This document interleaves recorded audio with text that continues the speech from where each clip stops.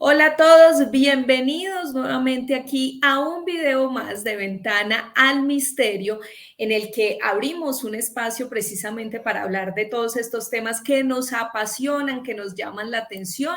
y que siempre están ahí presentes para abrir el debate. Y este video realmente sé que va a ser una muestra de ello, porque es un tema polémico, pero que estaremos explorando con una invitada fabulosa que sé que a ustedes les encanta, que ya hemos tenido por aquí, y por eso le doy la bienvenida a Lourdes Gómez. Lourdes, muchas gracias por acompañarnos nuevamente en Ventana al Misterio.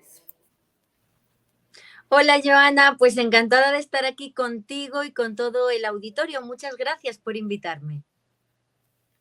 Lourdes, el tema de hoy es un tema que a mí me parece muy polémico y es el fenómeno ovni y las apariciones marianas. Yo sé que usted ha investigado a fondo este tema, que le llama muchísimo la atención, y antes de arrancar, yo sí quisiera pedirte tu opinión muy personal sobre estos fenómenos. ¿Crees que son lo mismo o que simplemente se relacionan por alguna razón?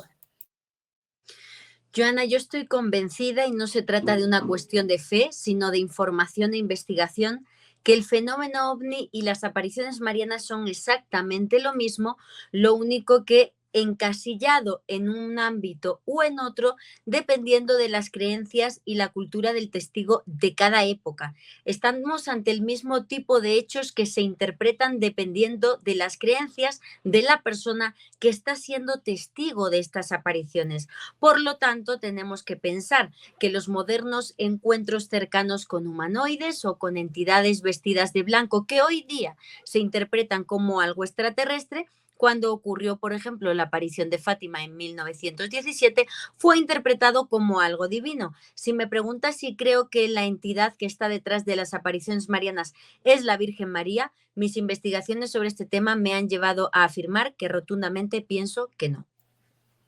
Exactamente, y vamos a explorar uno a uno esos detalles para hacerle entender a las personas que están viendo este video por qué consideramos, porque yo también considero esto, y es que este fenómeno realmente es el mismo, pero dependiendo del tiempo y también de la cultura, la gente lo interpreta de maneras diferentes. Entonces vamos a empezar con ese, con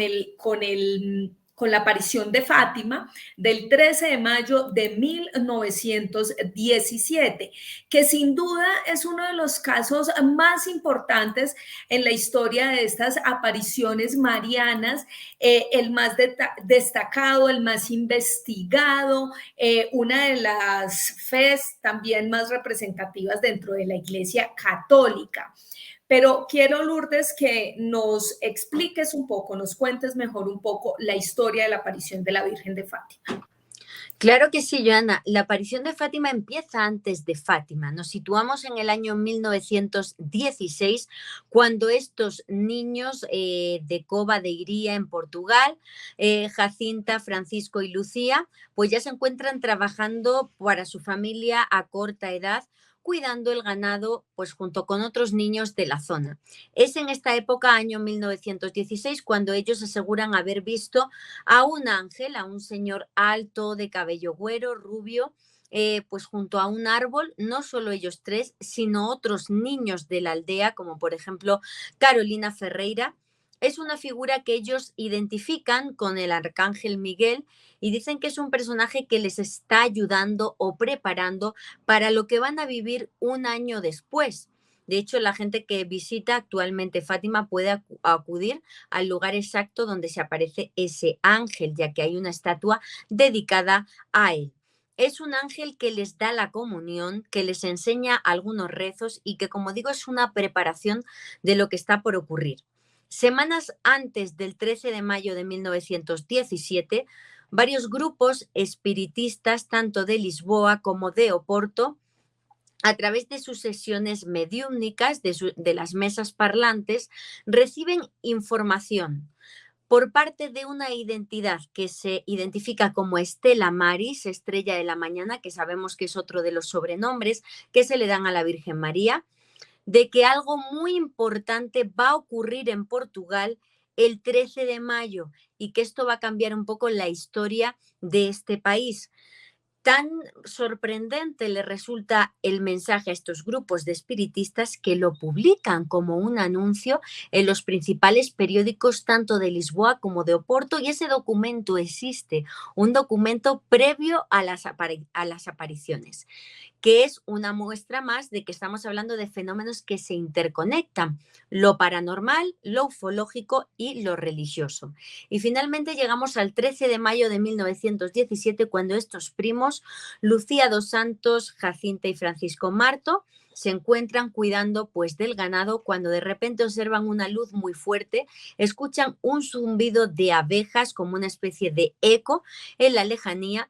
y de esa luz aparece una señora luminosa. No todos ven lo mismo. Lucía, la principal vidente, puede hablar, ver, escuchar a esta entidad.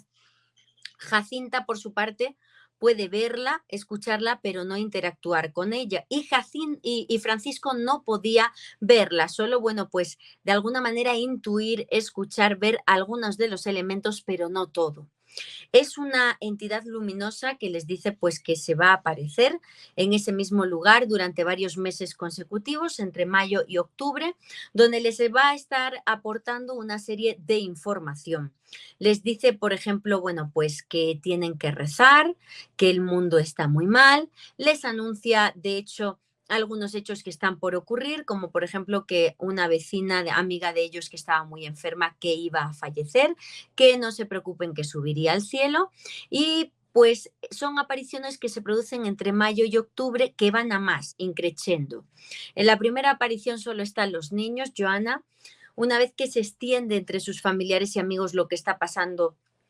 cada vez más van acumulándose personas pendientes de qué es lo que está por ocurrir, hasta que llegamos a la aparición más importante y multitudinaria, que tiene lugar el 13 de octubre de 1917, con miles de personas reunidas en Cova de Iría, ya que la entidad luminosa identificada como la Virgen se aparece y les dice que va a hacer un milagro multitudinario para que toda la gente sepa y confíe en la palabra de los niños. Y estando toda esa turba de gente reunida, en un día muy cerrado, con mucha lluvia y tormentas en Cova de Iría, de repente se aparece un objeto discoidal, un objeto redondo, pues muy luminoso, que desprende, irradia tal energía que seca instantáneamente la ropa de los presentes, con caída de un material de color pues blanquecino, que parece, pues, ¿cómo decirlo?, harina, por definirlo con una palabra que identifique cualquier persona que nos esté viendo, que en el argot ufológico se habla de cabello de ángel, que crea en esos momentos curaciones masivas e instantáneas entre las personas que allí estaban reunidas, y que se identifica a nivel religioso como una supuesta danza del sol, pero sabemos que esto es imposible porque se habrían producido grandes catástrofes en todo el planeta Tierra. Pero como digo, es un milagro que observan muchas personas. A lo largo de esas conversaciones, por ir resumiendo el tema y terminando, la Virgen le da una serie de secretos, supuestamente, a Lucía, que ella escribe muchos años más tarde, en los años 40, y que han sido dados a conocer a la opinión pública de manera muy reciente. El último de los secretos se compartió en los años 80, donde se hablaba, bueno, pues de un obispo vestido de blanco, lleno de sangre, en un entorno apocalíptico, hecho que se interpretó por la Iglesia como el atentado contra Juan Pablo II en la Plaza de San Pedro, que además fue un 13 de mayo, y pues otra información como que dos de los videntes iban a fallecer jóvenes, Jacinta y Francisco, que iba a terminar la Primera Guerra Mundial, pero son hechos que, repito, Lucía pone por escrito muchos años después. Hubieran sido totalmente proféticos si los hubiera escrito al momento, pero como lo escribe una vez que ya han pasado los hechos, tenemos que confiar en su palabra. Por último, decir, Joana, que es un caso controvertido hasta la fecha por la manipulación de los testimonios por parte, pues, de la Iglesia y principalmente de los jesuitas. Exactamente, y aquí yo quiero que empecemos a desprender cada una de las cosas que nos contaban, y es que efectivamente el 13 de octubre de 1917 se presentó ese gran fenómeno, ese fenómeno en masas, que quizás es el más representativo. Hay fotografías, incluso ustedes simplemente buscan aparición de Fátima y son las fotografías de todas las personas arrodilladas y mirando hacia el cielo. Y empiezan a ver una cantidad de coincidencias y también una cantidad de información errada frente a este fenómeno. Una de las personas que investigó este fenómeno, pues, es el investigador Jacques Vallée, que va hasta el lugar, empieza a hablar con los niños también, y él asegura que los niños le dijeron que había un ser dentro de esa luz. Esa es una de las cosas particulares que se destacan dentro de esto, pero además también en muchos registros se plantea que Lucía dos Santos, que era una de las niñas que estaba ahí presente, la que nos comentaba Lourdes, que era la que tenía como mayor contacto, 2 años antes también había planteado que ella había visto una nube y en esa nube iba una especie de persona. Y entonces empieza aquí todo el tema de analizar realmente qué fue esa aparición. Pero a mí, dentro de todo esto, lo que más me llama la atención, Lourdes, es la imagen que hay precisamente sobre la aparición mariana. Esta es digamos que un dibujo mucho más diseñado, pero supuestamente así fue que estos niños describieron a la aparición de la Virgen de Fátima, unas características muy particulares porque pareciera que esta criatura llevara, aquí lo pueden ver usted, una especie de casco, un traje un poco acolchado y la famosa esfera de luz. ¿Qué podemos decir de esta imagen como tal, Lourdes? Mira, quien divulga esto son Joaquín Fernández y Fina de Armada, los dos investigadores independientes portugueses que más han tratado el caso de Fátima. Yo he tenido la oportunidad de estar varias veces en Fátima, de reunirme en Oporto con Joaquín Fernández. Ellos son los dos únicos historiadores fuera de la Iglesia Católica que han tenido acceso al archivo de Fátima eclesiástico, donde se contienen esos primeros interrogatorios a los niños. Ellos son los que dieron a conocer la imagen que estás compartiendo en pantalla porque el testimonio primigenio de los niños, todavía sin contaminar por parte de la iglesia, es que era una señora muy bonita, muy chiquita, muy bajita, que tenía un traje acolchado metálico que le llegaba por encima de las rodillas, que esto le resultó escandaloso a la iglesia, que era plateado y que tenía esa esfera de luz que servía para entablar la comunicación con los niños. Además decían que la señora o bien era calva o ellos no le veían el pelo porque estaba cubierto con una especie pues de gorro o algo parecido. Es una imagen muy futurista, pero repito, es el primer interrogatorio a los niños completamente sin contaminar. A medida que en esos meses de la aparición se va acumulando cada vez más gente allí, se mandó a hacer una imagen de la Virgen a un artesano local para que pudiera rendírsele culto y agarraron la primera que ella tenía hecha en serie. O sea, ni siquiera pidieron a los niños que la describieran. La imagen de Fátima que hoy está divulgada y que se venera es una que tenía allí el artesano y que agarraron para conmemorar la aparición. Y lo que hizo la iglesia fue transformar la imagen y especialmente la esfera, convirtiéndolo en el Inmaculado Corazón de María y en el Santo Rosario, que actualmente está en un tamaño gigantesco, en escultura, en la explanada de las apariciones. Así es, y empezamos también con esas similitudes. Uno, la esfera de luz que nos encontramos prácticamente en todos los fenómenos ufológicos. Dos, el famoso cabello de ángel que nos explicaba Lourdes anteriormente, que es una especie de filamentos que se descomponen rápidamente al entrar en contacto con la Tierra. Tres, podríamos hablar también de los mensajes, Lourdes, y es que si nos ponemos a analizar el fenómeno ovni, también muchas personas que han tenido este tipo de contactos aseguran que los mensajes siempre están relacionados a el tema de proteger la tierra, cuidarnos entre nosotros, evitar las guerras, y son mensajes que parecen estar repetidos también en este tipo de apariciones marianas. Así es, el mensaje es importantísimo y parece ser que es la razón de ser, valga la redundancia, de la aparición mariana.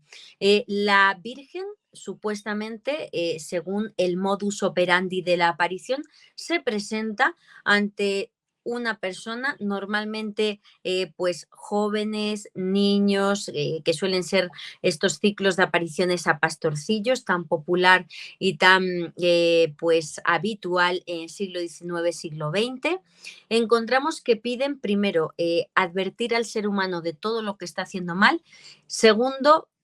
pedir un lugar de culto. La aparición siempre lo hace para pedir que en ese sitio concreto en el que se está apareciendo haya un lugar de culto y en ocasiones dar un mensaje sobre el futuro que nos espera si no hacemos una modificación.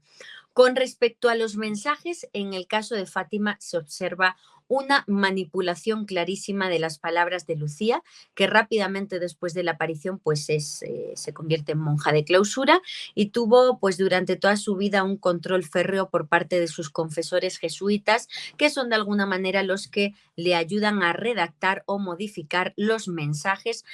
pues situándolos o adecuándolos a la teología católica. El mensaje de Fátima realmente es uno de los que a mí más me da prueba de que la Virgen María no está detrás de estos mensajes, porque encontramos pues unas palabras en las que se advierte del enemigo soviético, del peligro que viene de Rusia, en un siglo, el siglo XX, que fue tremendamente cruento con dos guerras mundiales, un holocausto nazi, otro holocausto en Rusia a través de las Gulag, un holocausto en Vietnam. Entonces yo no puedo entender o no puedo afirmar que esta entidad, la Virgen María, se aparezca para solamente advertir del peligro ruso y no diga nada de todos los hechos posteriores, ¿no? Me parece realmente que no tiene ningún sentido. También hay que decir, Joana, en este caso que el hecho de pedir un lugar de culto, yo he llegado a la conclusión, estando en Fátima, de que es porque los seres humanos rezando, orando, explorando la espiritualidad generan una energía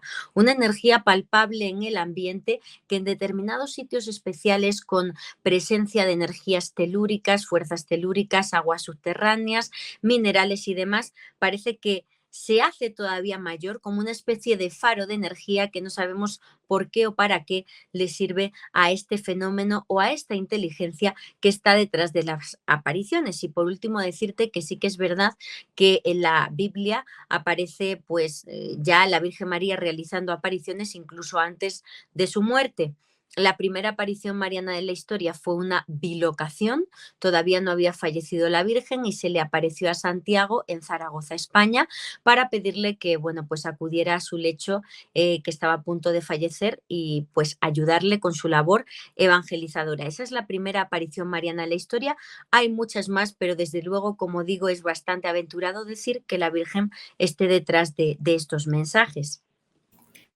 ¿Qué otro tipo de inconsistencias, Lourdes, se pueden encontrar en esta aparición específica, en la de Fátima? Usted que ha estado allá, que ha investigado, ya nos hablaba, por ejemplo, de los mensajes de Lucía, del dibujo, por ejemplo, de los niños y de esa versión un poco organizada por parte de la iglesia. ¿Qué otro tipo de inconsistencias pudo usted encontrar? Pues principalmente que hubo más hechos, no solo la visión de los tres pastorcitos, hubo otros niños videntes como Carolina Ferreira, que asistió a la primera aparición, la del ángel, y a la iglesia no le interesó para nada su testimonio, o incluso otra chica vidente que a muy pocos kilómetros de Fátima vivía apariciones, incluso materialización de elementos como hostias sangrantes, y que la iglesia nunca aceptó, solo la ortodoxa, hasta el punto de que hoy día a muy pocos kilómetros de Portugal tenemos un centro de culto ortodoxo basado en esa otra aparición. Entonces estamos hablando de muchos fenómenos, también esos mensajes comunicados por Estela Maris a través del espiritismo, que nos están hablando de algo que era mucho mayor, pero que fue manipulado por la Iglesia para luchar contra el anticlericalismo que venía desde la antigua o extinta Unión Soviética. Así es, muchas historias que se han quedado precisamente ahí debido a esa manipulación que se le ha dado. Ahora pasemos a otro caso que seguramente este Lourdes, usted también lo ha investigado a fondo porque se desarrolló en su país y es la famosa aparición de Garabandal, unas apariciones que se dieron entre 1961 y 1965 en la localidad de San Sebastián Garabandal, en España, a 4 niñas. Y a mí de este caso, ya Lourdes nos lo va a explicar muy bien, pero a mí de este caso me llama muchísimo la atención los fenómenos paranormales que sucedían con estas niñas. Unas cosas muy interesantes, levitación, demostración de fuerza, tanto así que incluso se dice que las pinchaban con agujas o les daban golpes, incluso les hacían especie de quemaduras para tratar de sacarlas de ese trance, de esas reacciones que tenían cuando precisamente sucedía este fenómeno. Pero Lourdes, por favor, explícanos bien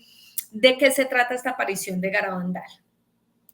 Claro que sí, Joana, pues estamos hablando de un fenómeno mariano que tiene lugar en Garabandal, en el norte de España, en los años 60, cuando 4 niñas aseguran pues estar viviendo manifestaciones de tipo místico, principalmente la Virgen María, pero también otras entidades como por ejemplo ángeles o el arcángel Miguel. Fueron en total más de 2000 sesiones de estas niñas que entraban en trance y empezaban pues a tener conversaciones con estas entidades de tipo divino ante miles de testigos que llegaban desde distintas partes de España y de Europa para observar el fenómeno. Por eso está perfectamente documentado. Hay fotografías, hay incluso muchísimo material en video y ya en su momento una de las cosas más fuertes, algunos de los mensajes de las niñas, principalmente Conchita, que era la principal vidente de esta aparición, eran retransmitidos en directo a través de la principal cadena de televisión de España,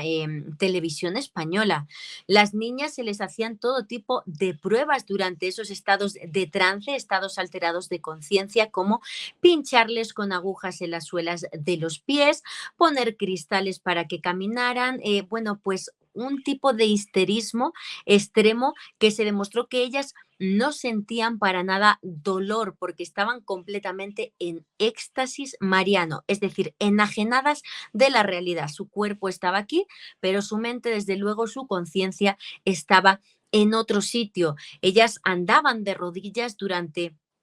un gran tramo hasta encontrarse con la aparición y no sufrían ningún tipo de daño en la parte inferior de su cuerpo. Uno de los detalles que más interesó en su momento fueron esos mensajes que supuestamente la Virgen María les dio a estas niñas, que se dividían, digamos, en 3 etapas futuras de lo que estaba por pasar: el aviso, el milagro y el castigo. El aviso, que era una advertencia, algo que habría de ocurrir para que el ser humano se diera cuenta de que estaba actuando mal y se estaba alejando de la fe. Por otro lado, el milagro, que habría de tener lugar durante un Jueves Santo, y que sería una muestra multitudinaria de misericordia de Dios hacia los hombres de la tierra, desde luego aquellos que hubieran modificado su comportamiento a raíz del aviso. Y por último, la fase del castigo, una fase donde las niñas describían ese castigo como algo abrasador y un fuego que venía del cielo. De ahí que, bueno, pues históricamente los investigadores hayan identificado ese fuego del cielo pues con algún asteroide o algún meteorito que fuera a estrellarse contra la Tierra. Esto es de manera muy resumida la aparición. La Iglesia trató de controlar el testimonio de las niñas hasta finalmente desacreditarlas, de manera que, bueno, pues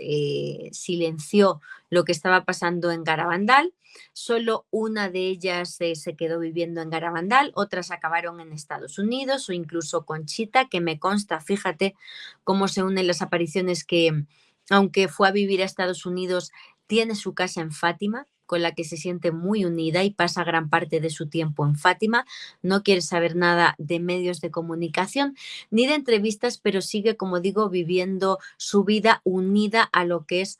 bueno, pues el credo mariano. tengo que decirte que en Garabandal siguen ocurriendo fenómenos extraños. Ha habido contactados con extraterrestres muy importantes en España, como mi querido amigo Ventura Muñoz, quien estando en Garabandal vio a un monje vestido completamente de negro que le indicó que tenía que acercarse a un árbol en concreto y cómo ese árbol de repente apareció teñido de blanco, como si hubiera nevado. Solamente un único árbol parecía esta sustancia que hemos descrito como cabello de ángel. Ese hecho fue fotografiado. Yo tengo la fotografía de ese árbol de blanco que tomó otro investigador bastante famoso en esta zona de España, Mariano Fernández Urresti, y por lo tanto vemos nuevamente cómo se unen esos fenómenos ufológicos, paranormales y místicos. Exactamente, Lourdes. Y te iba a preguntar por las similitudes entre la aparición de Fátima y esta aparición, la de Garabandal, porque ya en Fátima veíamos la mujer, la famosa luz, el efecto del sol. Ya nos decías tú que aquí en Garabandal se presentaba el tema del cabello de ángel. ¿Qué otras similitudes se encuentran en esos dos casos? Sobre todo la parte evidente, la de unas personas que son menores de edad,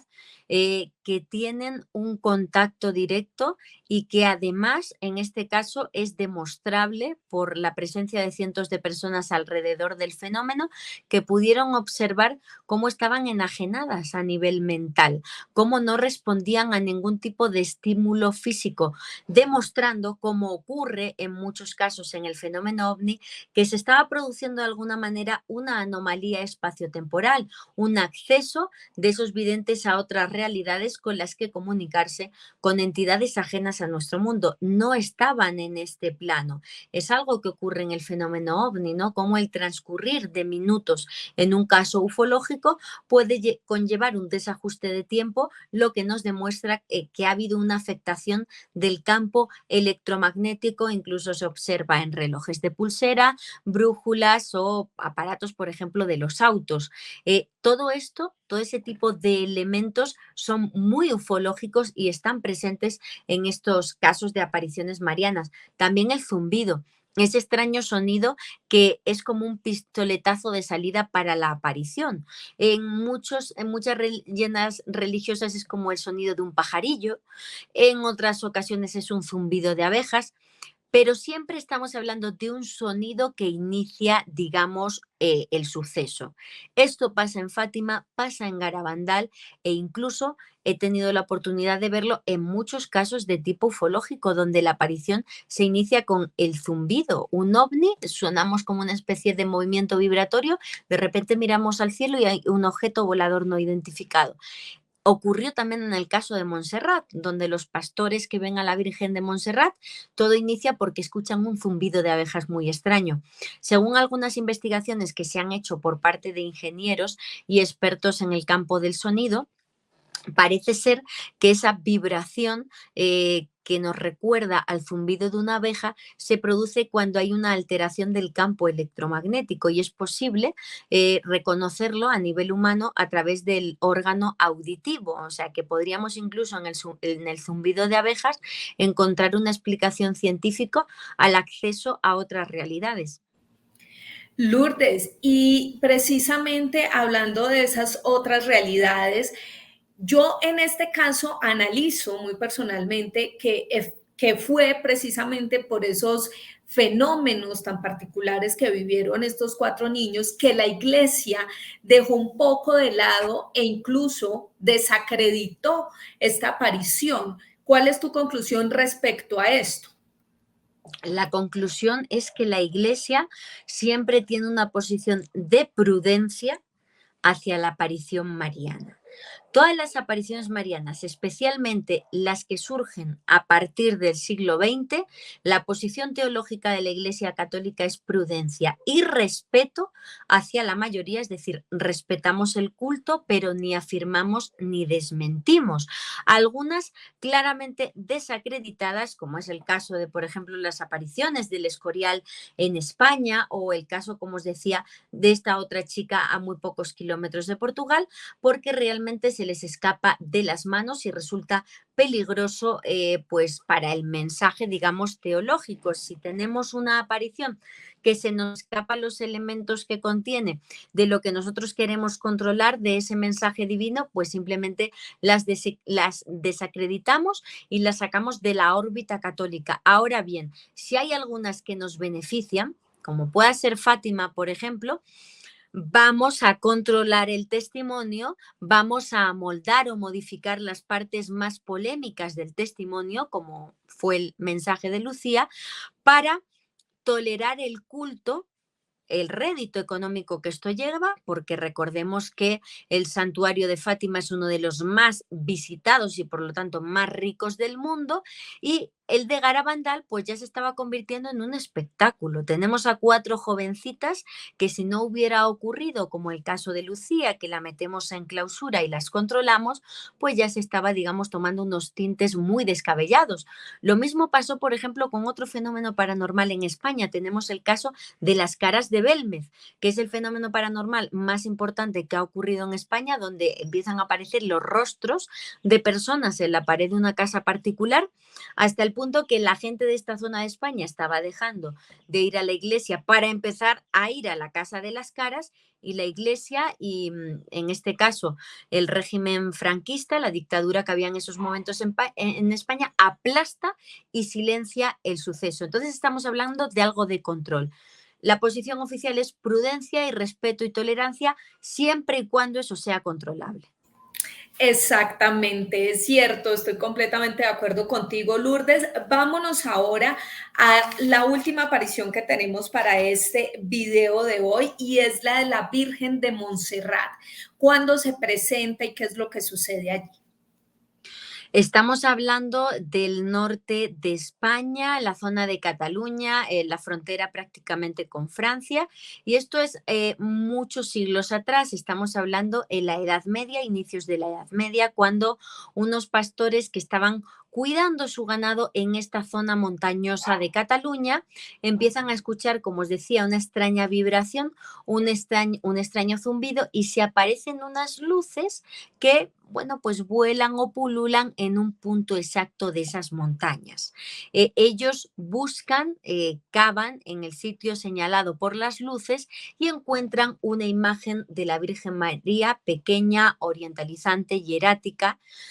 pues que recuerda al arte copto egipcio popular, y pues así es como se da inicio al culto a la Virgen de Montserrat. Esa es la talla que encuentran los pastores, una talla que señalan unas luces, es decir, un evento ufológico que nos está señalando el escondite de una figura mariana. Se construye un lugar de culto y pues se inicia uno de los cultos marianos más importantes de la península ibérica. Hay que decir que en España hay muchas apariciones de vírgenes o de luces o de entidades que surgen para señalar un punto exacto en el que hay que cavar para localizar una imagen religiosa. Esto surge de una época de España anterior, o sea, siglo VII, hace muchísimos siglos, cuando había muchos enfrentamientos entre árabes y cristianos. Se disputaban el territorio español, cada vez avanzaban más desde África, y llegó un momento de que prácticamente toda España estaba ocupada por los musulmanes. Solo la franja del norte era la de los reinos cristianos, que fueron empujando en una lucha que duró siglos otra vez a los musulmanes hacia el sur y hacia el continente africano. Entonces, en ese tipo de conflictos, Joana, a medida que los cristianos avanzaban al norte para protegerse de los árabes, iban abandonando, escondiendo en el suelo, enterrando muchas imágenes religiosas para que no fueran profanadas por los árabes. Y esas imágenes se van recuperando posteriormente a raíz de apariciones marianas como la de Montserrat, o también el caso de la Virgen de Guadalupe en Extremadura, que es un caso idéntico al de Montserrat. Así es, Lourdes. Casos que de verdad llaman muchísimo la atención, como ya nos explicaba Lourdes, en cada uno de estos eventos, en el de Fátima, en el de Montserrat y en el de la Virgen de Garabandal. Hay unas características que le llaman a uno muchísimo la atención, porque efectivamente se relacionan con el fenómeno ufológico, y por eso es que estamos aquí hablando de en este video de un tema que para muchos puede ser polémico, pero que definitivamente sí que tiene relación. Lourdes, otro caso que haya investigado que nos quiera compartir aquí en Ventana al Misterio respecto a este tema. He investigado mucho, Joana, casos de vírgenes que en realidad investigan la historia de la advocación mariana y te das cuenta de que nunca apareció una virgen o que ni siquiera fue una entidad femenina, sino que era una luz. Os acabo de explicar el ejemplo de Montserrat. La talla se encuentra porque aparecen unas esferas luminosas. Lo mismo ocurre, por ejemplo, en el caso del escudo de Cuenca, España, donde esta ciudad se recupera por parte de los cristianos en una lucha contra los musulmanes porque se aparece una luz sobre el campamento cristiano que lo toman como una señal de que iban a vencer, entran en batalla, vencen a los musulmanes y creen que la luz es la Virgen que se les ha aparecido para darle ánimos y ponen una luz, una estrella en el escudo de Cuenca para conmemorar esa supuesta aparición mariana. O nos encontramos, por ejemplo, el caso de la Virgen de la Luz en Arroyo de la Luz, en Cáceres, España, donde también en el contexto entre estos enfrentamientos entre árabes y cristianos estaban en medio de una batalla y bueno, pues una luz se aparece sobre un árbol iluminando a los cristianos y cegando o debilitando con su luz a los árabes, lo que le da la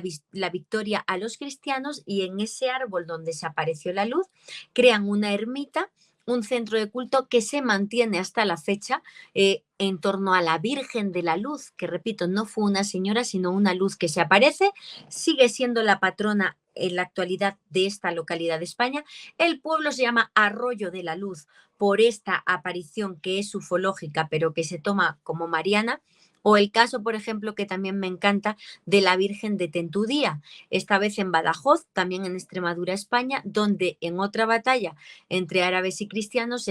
iban ganando los españoles, los cristianos, pero necesitaban más horas de luz, ya estaba anocheciendo y si llegaba pues la noche tenían que postergar la batalla, parar tablas hasta el día siguiente continuarla.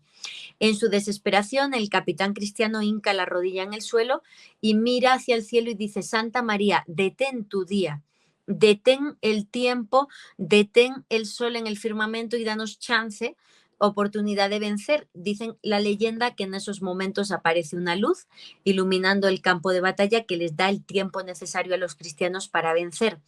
En honor a ese episodio crean otra ermita de la Virgen de Tentudía, por deformación lingüística de la frase pronunciada por el capitán cristiano, pero también estamos conmemorando una aparición ufológica con el disfraz mariano. Así es, así es. Hay muchísimos ejemplos. Aquí ustedes lo ven con todas estas investigaciones que ha realizado Lourdes a lo largo de su trayectoria, que efectivamente nos hacen creer a nosotras que estos fenómenos están relacionados, que es el mismo fenómeno y que se interpreta de una manera particular dependiendo obviamente del margen religioso que haya en ese espacio en particular, o de la cultura y las creencias que tengan quienes viven precisamente ese fenómeno. Lourdes, para finalizar ya, ¿cuál es su conclusión respecto a este tema que traemos hoy aquí en Ventana al Misterio? Pues mi conclusión, como siempre defiendo a través de mis investigaciones, es que no tenemos que ver los fenómenos religiosos, ufológicos y paranormales como algo diferente. Yo inscribo mis opiniones y pensamiento en el ámbito de la llamada paraufología, que es una disciplina dentro del campo de la ufología explorada por autores como John Keel, Jacques Vallée, Jerome Clark o el caso de Moisés Garrido en España. La paraufología sería una disciplina que aboga por defender que estamos ante el mismo fenómeno que nos ha acompañado desde siempre, desde la noche de los tiempos, influyendo en la espiritualidad del ser humano e incluso en nuestros conflictos, como hemos visto, de tipo bélico, por lo tanto, manipulándonos a través de un gran teatro, sin dar jamás su cara real, sino disfrazándose dependiendo de cada época, de extraterrestre, de guía, de ángel, de aparición mariana o de fantasma, pero estamos ante lo mismo, un fenómeno que no da la cara y que está moldeando la espiritualidad del pensamiento humano. Por lo tanto, abogamos porque los investigadores no solo se centren en la parte física de estos fenómenos, si hay una hostia sangrante, si hay un pedazo de ovni o si tenemos un trozo de cabello de ángel, sino más bien centrarnos ahora que ya sabemos que el fenómeno es real y físico,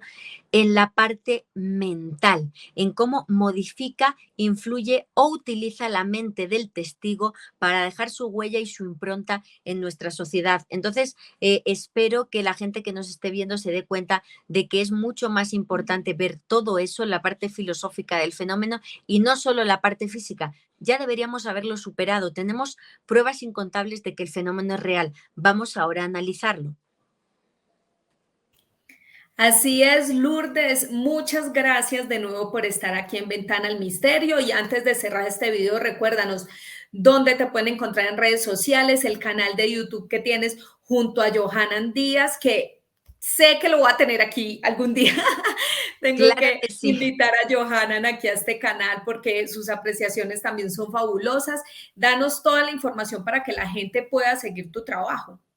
Pues muchas gracias, Joana. Mira, me pueden encontrar en mi blog periodismoymisterio.blog, donde escribo sobre las investigaciones que realizo, la divulgación que realizo, en mi cuenta de Instagram, que es @insólitafamilia, en mi fanpage de Facebook como Lourdes Gómez Martín, en la web insólitaexperiencia.com, de la cual soy subdirectora, igual que del canal de YouTube Johanan Díaz Vargas, donde cada día hacemos programas dedicados a la divulgación de estas temáticas, pues en mi caso a las 7 de la noche, tiempo de la Ciudad de México, de lunes a viernes, y sería un placer pues que nos puedan acompañar. Muchas gracias. Muchas gracias a todos, muchas gracias a Lourdes por estar aquí conectada, por siempre brindarnos un espacio para hablar con ustedes, para contarles estas historias que ella está investigando, que ha investigado durante toda su carrera y que por supuesto aquí lo debatimos no solamente entre nosotras dos, sino con todos ustedes a través de los comentarios que nos dejen en esas cajitas ahí abajo, dándole like si les gusta este video y por supuesto recuerde que su opinión es muy importante para nosotros. Muchas gracias por estar aquí presente en Ventana al Misterio y por hoy cerramos este capítulo.